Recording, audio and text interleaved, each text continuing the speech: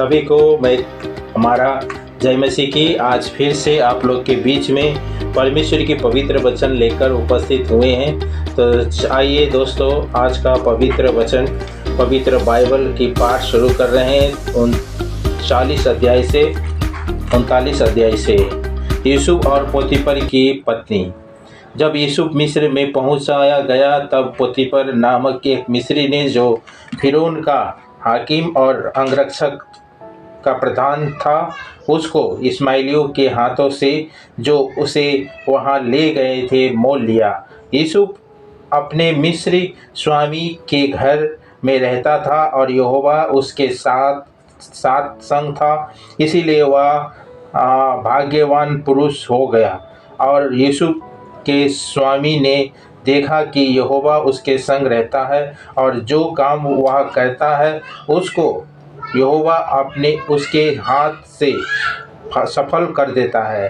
तब उसकी अनुग्रह की दृष्टि उस पर हुई और वह उसकी सेवा टहल करने के लिए नियुक्त किए गए। फिर उसने उसको अपने घर का अधिकारी बना के अपना सब कुछ उसके हाथ में सौंप दिया। जब उसने उसको अपने घर का और अपनी सारी संपत्ति का अधिकारी बनाया, तब से यहोवा यूसुफ के कारण उस मिस्री के घर पर आशीष देने लगा। और क्या घर में क्या मैदान में उसका जो कुछ था सब पर यहोवा की आशीष होने लगी। इसीलिए उसने अपना सब कुछ यूसुफ के हाथ में यहाँ तक छोड़ दिया कि अपने खाने की रोटी को छोड़ वह अपनी संपत्ति का हाल हर कुछ न जानता था। यूसुफ सुंदर और रूपवान था। इन बातों के पश्चात ऐसा हुआ कि उसके स्वामी की पत्नी ने यूसुफ की ओर आंख लगाई और कहा, मेरे साथ सो। पर उसने अस्वीकार करते हुए अपने स्वामी की पत्नी से कहा, सुन, जो कुछ इस घर में है मेरे हाथ में है, उसे मेरे स्वामी कुछ नहीं जानता और उसने अपना सब कुछ मेरे हाथ में सौंप दिया है। इस घर में मुझसे बड़ा कोई नहीं और उसने मुझे छोड़ जो उसकी पत्नी है मुझसे कुछ नहीं रख छोड़ा। इसीलिए भला मैं ऐसी बड़ी दुष्टता करके परमेश्वर का अपराधी क्यों बनूं? और ऐसा हुआ कि वह प्रतिदिन यूसुफ से बातें करती रही, पर उसने उसकी न मानी कि उसके पास लेट या उसके संग रहे। एक दिन क्या हुआ कि यूसुफ अपना काम काज करने के लिए घर में गया और घर के सेवकों में से कोई भी घर के अंदर न था। तब उस स्त्री ने उसका वस्त्र पकड़कर कहा, मेरे साथ सो। पर वह अपना वस्त्र उसके हाथ में छोड़कर भागा और बाहर निकल गया। यहाँ देखकर कि वह अपना वस्त्र मेरे हाथ में छोड़कर बाहर भाग गया, उस स्त्री ने अपने घर के सेवकों को बुलाकर कहा, देखो, वह एक इब्री मनुष्य को हमारा तिरस्कार करने के लिए हमारे पास ले आया है। वह तो मेरे साथ सोने का मतलब से मेरे पास अंदर आया था और मैं ऊंचे स्वर से चिल्ला उठी और मेरी बड़ी चिल्लाहट सुनकर वह अपना वस्त्र मेरे पास छोड़कर भागा और बाहर निकल गया और वहाँ उसका वस्त्र उसके स्वामी के घर आने तक उसके अपने पास रखे रही। तब उसने उससे इस प्रकार की बातें कही, वह इब्री दास जिसको तू हमारे पास ले आया, वह मुझसे हंसी करने के लिए मेरे पास आया था और जब मैं ऊंचे स्वर से चिल्ला उठी तब वह अपना वस्त्र मेरे पास छोड़कर बाहर भाग गया। अपनी पत्नी की ये बातें सुनकर कि तेरे दास ने मुझसे ऐसा काम किया, यूसुफ के स्वामी का कोप भड़का और यूसुफ के स्वामी ने उसको पकड़कर बंदी गृह में, जहाँ राजा के कैदी बंद थे डलवा दिया। अतः वह उस बंदी गृह में रहा, पर यहोवा यूसुफ के संग संग रहा और उस पर करुणा की, और बंदी गृह के दौरान के अनुग्रह की दृष्टि उस पर हुई। इसीलिए बंदी गृह के दरोगा ने उन सब बंदियों को जो कारागार में थे यूसुफ के हाथ में सौंप दिया, और जो काम वे वहाँ करते थे वह उसी की आज्ञा से होता था। यूसुफ के वंश में जो कुछ था उसमें से बंदी गृह के दरोगा को कोई भी वस्तु देखनी न पड़ती थी, क्योंकि यहोवा यूसुफ के साथ था, और जो कुछ वह करता था यहोवा उसको उसमें सफलता देता था। 40 अध्याय बंदियों के सपनों का अर्थ बताना। इन बातों के पश्चात ऐसा हुआ कि मिस्र के राजा के पिलानेहारे और पकानेहारे ने अपने स्वप्न के विरुद्ध कुछ अपराध किया।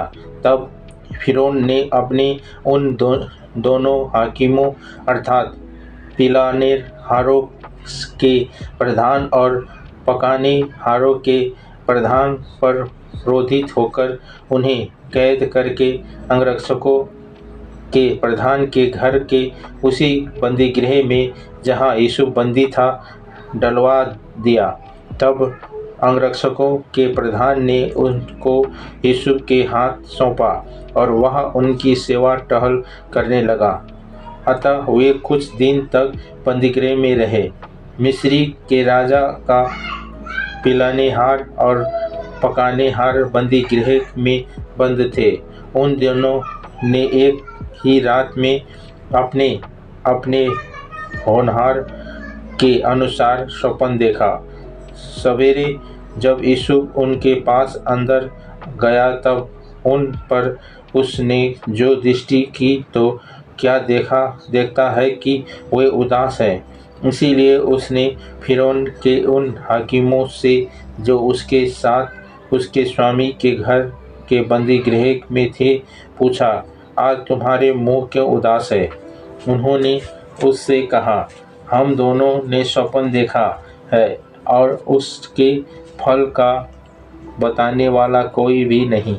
यूसुफ ने उनसे कहा, क्या स्वप्न का फल कहना परमेश्वर का काम नहीं है? मुझे अपना अपना स्वप्न बताओ। तब पिलानेहारों का प्रधान अपना स्वप्न यूसुफ को यूँ बताने लगा, मैंने स्वप्न में देखा कि मेरे सामने एक दाखलता है और उस दाखलता में 3 डालियां हैं और उसमें मानो कलियां लगी है और वे फूली और उसके गुच्छे के दाग लगकर पक गई। फिरौन का कटोरा मेरे हाथ में था और मैंने उन दाखों को लेकर फिरौन के कटोरे में निचोड़ा और कटोरे को फिरौन के हाथ में दिया। तब यूसुफ ने उससे कहा, इसका फल यह है, 3 डालियां का अर्थ 3 दिन है। इसीलिए अब से 3 दिन में भीतर फिरौन तेरे सिर ऊंचा करेगा और फिर से तेरे पद पर तुझे नियुक्त करेगा और तू पहले से के समान फिरौन का पिलानेहार होकर उसका कटोरा उसके हाथ में फिर दिया करेगा। अतः जब तेरा भला हो जाए तब मुझे स्मरण करना और मुझे पर कृपा करके फिरौन से मेरी चर्चा चलाना और इस घर से मुझे छुड़वा देना, क्योंकि सचमुच इब्रानियों के देश में से मुझे चुरा कर लाया गया है और यहाँ भी मैंने कोई ऐसा काम नहीं किया जिसके कारण मैं इस कारागार में डाला जाऊँ। यह देखकर कि उसके स्वप्न का फल अच्छा निकला, पकानेहारों के प्रधान ने यूसुफ से कहा, मैंने भी स्वप्न देखा है। वह यह है कि मैं ने देखा कि मेरे सिर पर सफ़ेद रोटी की 3 टोकरियां हैं और ऊपर की टोकरी में फ़िरौन के लिए सब प्रकार के पकाई वस्तुएं हैं और पंछी मेरे सिर पर की टोकरी में से उन वस्तुओं को खा रहे हैं। यूसुफ ने कहा, इसका फल यह है कि 3 टोकरियां का अर्थ 3 दिन है। अब से 3 दिन के भीतर फ़िरौन तेरे सिर काटवा कर तुझे एक वृक्ष पर टंगवा देगा और पंछी तेरे मांस को नोच नोच कर खाएंगे। तीसरे दिन फ़िरौन का जन्मदिन था। उसने अपने सब कर्मचारियों को भोज दिया और उनमें से पिलानेहारों के प्रधान और पकानेहारों के प्रधान दोनों को बंदीगृह से निकलवाया। पिलानेहारों के प्रधान को तो पिलानेहारे के पद पर फिर से नियुक्त किया और वहाँ फ़िरौन के घर में कटोरा देने लगा, पर पकानेहारों के प्रधान को उसने टंगवा दिया और कि यूसुफ ने उनके सपनों का फल उनसे कहा था। फिर भी पिलानेहारों के प्रधान ने यूसुफ को स्मरण न रखा, परंतु उसे भूल गया। 41 अध्याय फ़िरौन के स्वप्नों का अर्थ बताना। पूरे 2 बरस बीतने पर फ़िरौन ने यह स्वप्न देखा कि वह नील नदी के किनारे खड़ा है और उस दिन में से 7 सुंदर और मोटी मोटी गायें निकलकर कछार की घास चरने लगी।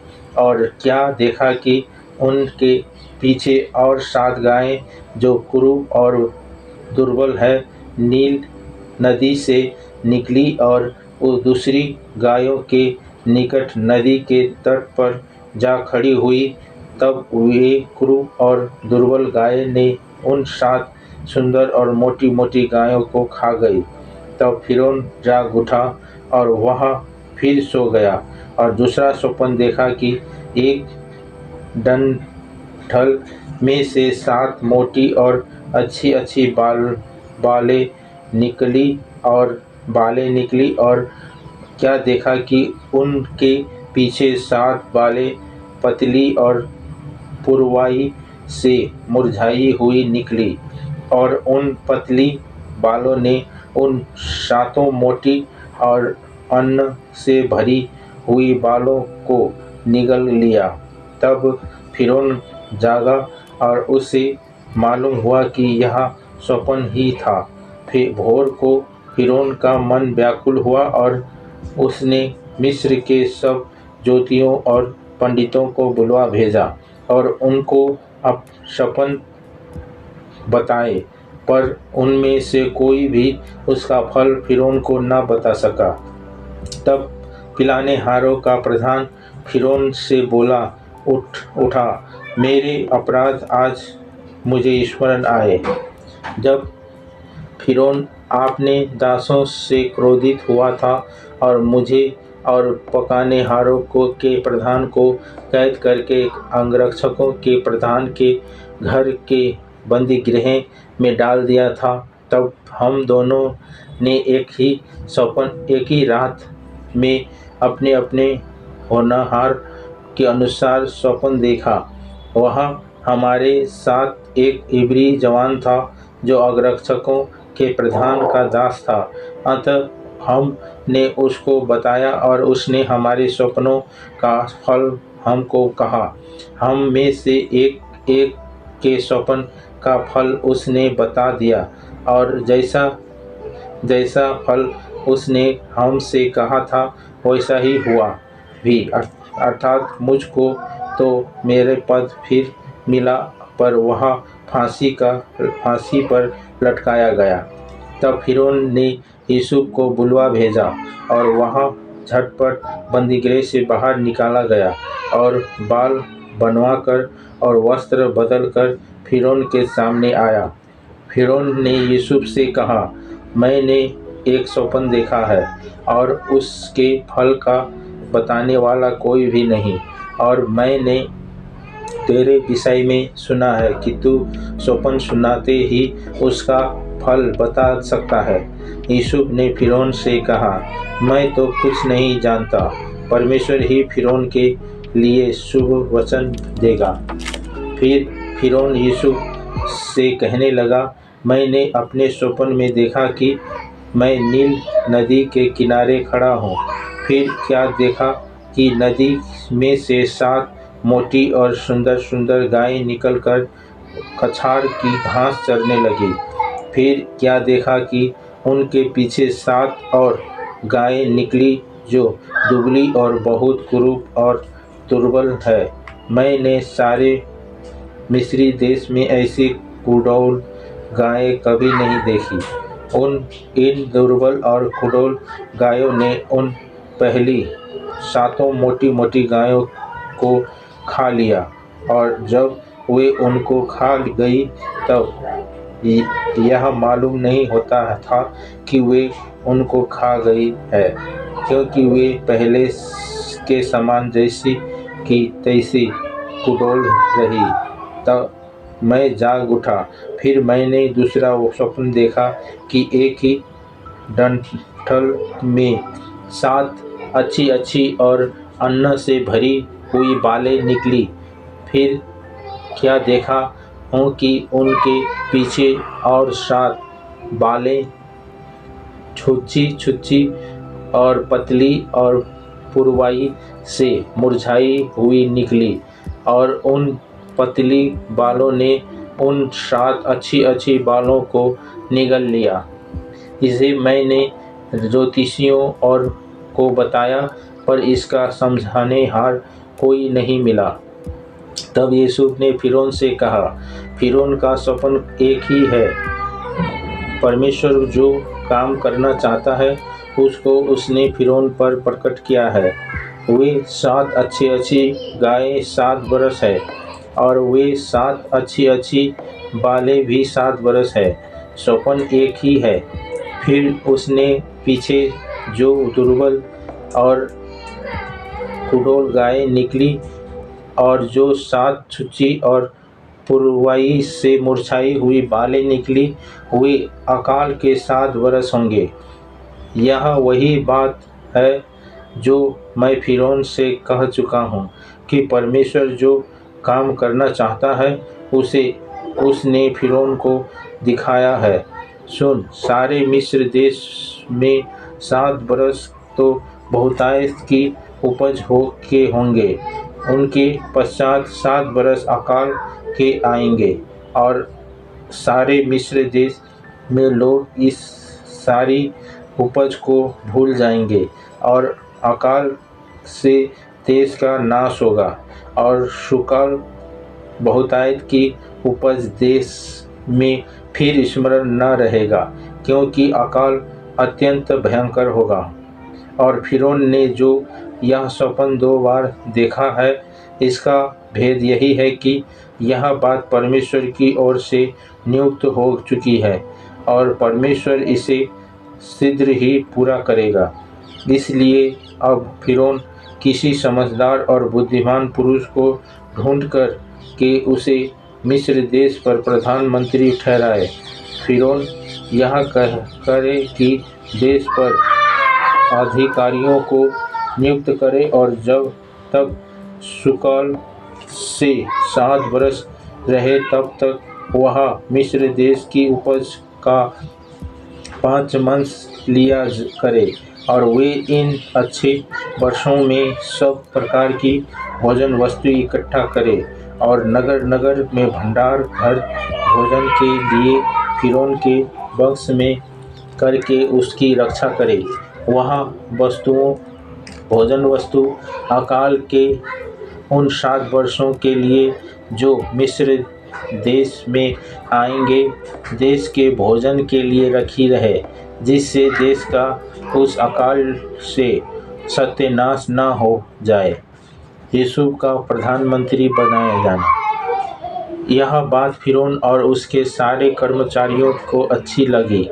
इसीलिए फ़िरौन ने अपने कर्मचारियों से कहा, क्या हमको ऐसा पुरुष जैसा यह है, जिसमें परमेश्वर का आत्मा रहता है, मिल सकता है?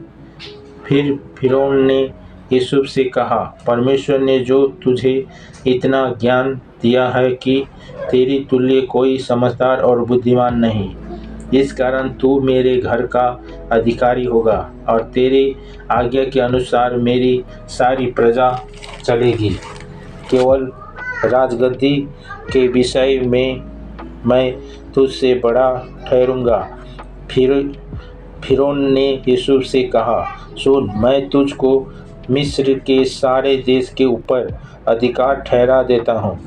तब फ़िरौन ने अपनी हाथों से अंगूठी निकाल के यूसुफ के हाथों में पहना दी और उसको बढ़िया मलमल के वस्त्र पहनावा दिया और उसके गले में सोने की जंजीर डाल दी और उसके को अपने दूसरे रथ पर चढ़वाया और लोग उसके आगे आगे यह प्रचार करते चले कि घुटने टेक कर दंडवत करो। और उसने उसको मिस्र के सारे देश के ऊपर प्रधानमंत्री ठहराया। फिर फ़िरौन ने यूसुफ से कहा, फ़िरौन तो मैं हूँ, पर सारे मिस्र देश में कोई भी तेरे आज्ञा बिना हाथ पाँव न हिलाएगा। तब फ़िरौन ने यूसुफ का नाम सपनत पनेहा रखा और ओन नगर के याजक पोतीपेर की बेटी असनत से उसका विवाह कर दिया और यूसुफ सारे मिस्र देश में दौड़ करने लगा। जब यूसुफ मिस्र के राजा फ़िरौन के सम्मुख खड़ा हुआ तब वह 30 बरस का था। वह फ़िरौन के सम्मुख में से निकलकर सारे मिस्र देश में दौड़ करने लगा। सुकाल के 7 बरस में भूमि बहुतायत से अन्न उपजाती रही और यूसुफ उन 7 बरसों में सब प्रकार की भोजन वस्तुएं जो मिस्र देश में होती थी जमा करके नगरों में रखता गया और हर एक नगरों के चारों ओर के खेतों की भोजन वस्तुओं को वह उसी नगर में इकट्ठा करता गया। इस प्रकार यूसुफ ने अन्न को समुद्र की बालू के समान अत्यंत बहुतायत से की राशि गिन के रखा और यहाँ तक कि उसने उनका गिनना छोड़ दिया क्योंकि वे असंख्य हो गए। अकाल के प्रथम बरस के आने से पहले यूसुफ ने 2 पुत्र ओन के याजक पोतीपेरा की बेटी असनात से जन्मे। यूसुफ ने अपने जेठे का नाम यह करके मनश्शे रखा कि परमेश्वर ने मुझसे मेरा सारा कलेश और मेरे पिता का सारा घराना भुला दिया है। दूसरों का नाम उसने यह कहकर एप्रैम रखा कि मुझे दुख भोगने के देश में परमेश्वर ने फलवंत किया है।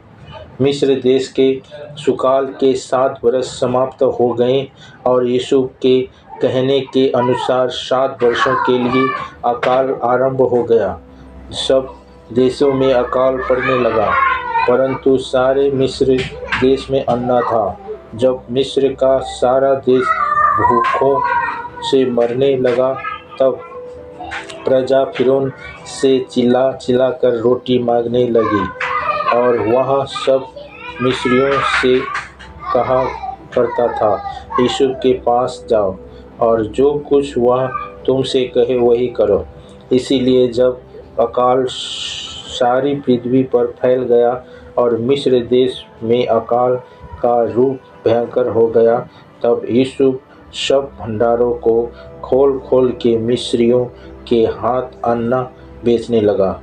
इसीलिए सारी पृथ्वी के लोग मिस्र में अन्न मोल लेने के लिए यूसुफ के पास आने लगे, क्योंकि सारी पृथ्वी पर भयंकर अकाल था। 42 अध्याय यूसुफ के भाइयों का मिस्र में आगमन। जब याकूब ने सुना कि मिस्र में अन्ना है, तब उसने अपने पुत्रों से कहा, तुम एक दूसरों का मुंह क्यों देख रहे हो? फिर उसने कहा, मैंने सुना है कि मिस्र में अन्ना है, इसीलिए तुम लोग वहां जाकर हमारे लिए अन्ना मोल ले आओ, जिससे हम न मरे वरन जीवित रहे। अतः यूसुफ के 10 भाई अन्ना मोल लेने के लिए मिस्र को गए। पर यूसुफ के भाई बिन्यामीन को याकूब ने यह सोचकर भाइयों के साथ न भेजा कि कहीं ऐसा न हो कि उस पर कोई विपत्ति आ पड़े। इस प्रकार जो लोग अन्ना मोल लेने आए, उनके साथ इज़राइल के पुत्र भी आए, क्योंकि कनान के देश में भी भारी अकाल था। यूसुफ तो मिस्र देश का अधिकारी था और उस देश के सब लोगों के हाथ वही अन्ना बेचता था। इसीलिए जब यूसुफ के भाई आए, तब भूमि पर मुंह के बल गिर के उसको दंडवत किया। उनको देखकर यूसुफ ने पहचान न तो लिया, परंतु उसके सामने भोला बन के कठोरता के साथ उनसे पूछा, तुम कहाँ से आते हो? उन्होंने कहा, हम कनान देश से अन्ना मोल लेने के लिए आए हैं। यूसुफ ने अपने भाइयों को पहचान लिया, परंतु उन्होंने उसको न पहचाना। तब यूसुफ अपने उन स्वप्न को स्मरण करके जो उसने उनके विषय में देखे थे, उनसे कहने लगा, तुम भेदियों हो, इस देश की दुर्दशा को देखने के लिए आए हो। उन्होंने उससे कहा, नहीं नहीं, हे प्रभु, तेरे दास भोजन वस्तु मोल लेने के लिए आए हैं। हम सब एक ही पिता के पुत्र हैं, हम सीधे मनुष्य हैं, तेरे दास भेदिए नहीं। उसने उससे कहा, नहीं नहीं, तुम इस देश की दुर्दशा देखने ही को आए हो। उन्होंने कहा, हम तेरे दास 12 भाई हैं और कनान देशवासी एक ही पुरुष के पुत्र हैं, और छोटा इस समय हमारे पिता के पास है और एक जाता रहा। तब यूसुफ ने उससे कहा, मैंने तुमसे कह दिया कि तुम भेदिए हो, अतः इसी रीति से तुम परखे जाओगे। फिरौन के जीवन की शपथ, जब तक तुम्हारे छोटा भाई यहाँ न आए, तब तक तुम यहाँ से न निकलने पाओगे। इसीलिए अपने में से एक को भेजा दो कि वह तुम्हारे भाई को ले आए, और तुम लोग बंदी रहोगे। इस प्रकार तुम्हारी बातें परखी जाएगी कि तुम में सच्चाई है कि नहीं। यदि सच्चे न ठहरे, तब तो फिरौन के जीवन की शपथ तुम निश्चय ही भेदियों समझे जाओगे। तब उसने उनको 3 दिन तक बंदी गृह में रखा। तीसरे दिन यूसुफ ने उनसे कहा, एक काम करो, तब जीवित रहोगे, क्योंकि मैं परमेश्वर का भय मानता हूँ। यदि तुम सीधा मनुष्य हो, तो तुम अब सब भाइयों में से एक जन इस बंदी गृह में बंधुआ रहे, और तुम अपने घरवालों की भूख मिटाने के लिए अन्ना ले जाओ, और अपने छोटे भाई को मेरे पास ले आओ। इस प्रकार तुम्हारी बातें सच्ची ठहरेगी और तुम मार डाले न जाओगे। तब उन्होंने वैसा ही किया। उन्होंने आपस में कहा, निसंदेह हम अपने भाई के विषय में दोषी हैं, क्योंकि जब उसने हमसे गिड़गिड़ा कर विनती की, तब भी हमने यह देखकर कि उसका जीवन कैसे संकट में पड़ा है, उनकी न सुनी। इसी कारण हम भी अब इस संकट में पड़े हैं। रूबेन ने उनसे कहा, हाँ, मैंने तुमसे ना कहा था कि लड़के के अपराध मत बनो, परंतु तुम लोगों ने न सुनी। देखो, अब उसके लहू का पलटा लिया जाता है। यूसुफ ने की और उनकी बातचीत एक दुभेशी के द्वारा होती थी। इससे उनको मालूम न हुआ कि वह उनकी बोली समझता है। तब वह उनके पास से हटकर रोने लगा। फिर उनके पास लौटकर और उसके बातचीत करके उनसे से सिमोन को छांट निकाला और उसके सामने उसे बंदी बना लिया। यूसुफ के भाइयों का कनान लौटाना। तब यूसुफ ने आज्ञा दी कि उनके बोरे अन्न से भरो और एक एक जन के बोरे में उसके रुपये को भी रख दो। फिर उसको मार्ग के लिए भोजन वस्तु दो। अतः उसके साथ ऐसा ही किया गया। तब वे अपना अन्न अपने गदहों पर लाद कर वहाँ से चल दिया। सराय से में जब एक ने अपने गधे को चरा देने के लिए अपना बोरा खोला, तब उसका रुपया बोरी के मुंह पर रखा हुआ दिखलाई पड़ी। तब उसने अपने भाइयों से कहा, मेरा रुपया तो लौटा दिया गया है, देखो वह मेरे बोरे में है। तब उनके जी न रहा और वे एक दूसरों की ओर भय से ताकने लगे और बोले, परमेश्वर ने यह हमसे क्या किया है। तब वे कनान देश में अपने पिता याकूब के पास आए और अपना सारा वृत्तांत उसे पुकारा सुनाया। जो पुरुष उस देश का स्वामी है, उसने हमसे कठोरता के साथ बातें की और हम दो देश के हमें भेदिया कहा। तब हमने उससे कहा, हम सीधे लोग हैं, भेदिया नहीं। हम 12 भाई एक ही पिता के पुत्र हैं। एक तो जाता रहा, परंतु छोटा इस समय कनान देश में हमारे पिता के पास है। तब उस पुरुष ने, जो उस देश का स्वामी है, हमसे कहा, इससे मालूम हो जाता है कि तुम सीधे मनुष्य हो। तुम अपने में से एक को की और मेरे पास छोड़ के अपने घर वालों की भूख मिटाने के लिए कुछ ले जाओ और अपने छोटे भाई को मेरे पास ले आओ। तब मुझे विश्वास हो जाएगा कि तुम भेदिया नहीं, सीधे लोग हो। फिर मैं तुम्हारे भाई को तुम्हें सौंप दूंगा और तुम इस देश में लेन देन कर सकोगे। यह कहकर वे अपने अपने बोरे से अन्न निकालने लगे। तब क्या देखा कि एक एक जन के बोरे में रुपया की थैली उसी के बोरे में रखी है। तब रुपये की थैलियों को देखकर वे और उनका पिता बहुत डर गए।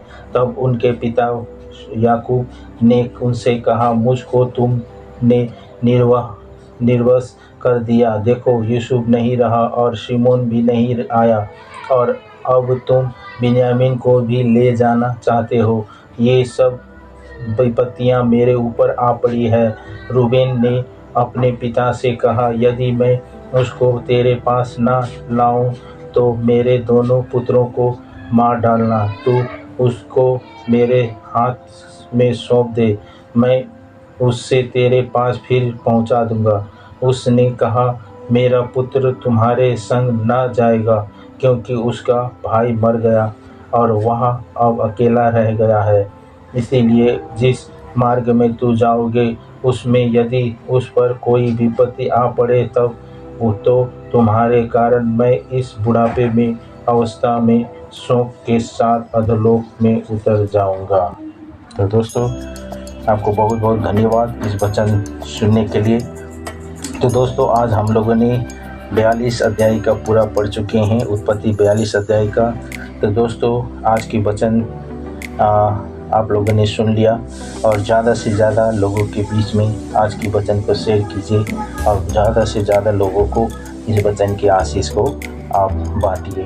तो दोस्तों, आज का वचन यहीं रखते हुए फिर आप लोगों से मैं छूटना चाहता हूँ। सभी को परमेश्वर बहुतायत से आशीष दे। जय मसीह की। God bless you. है।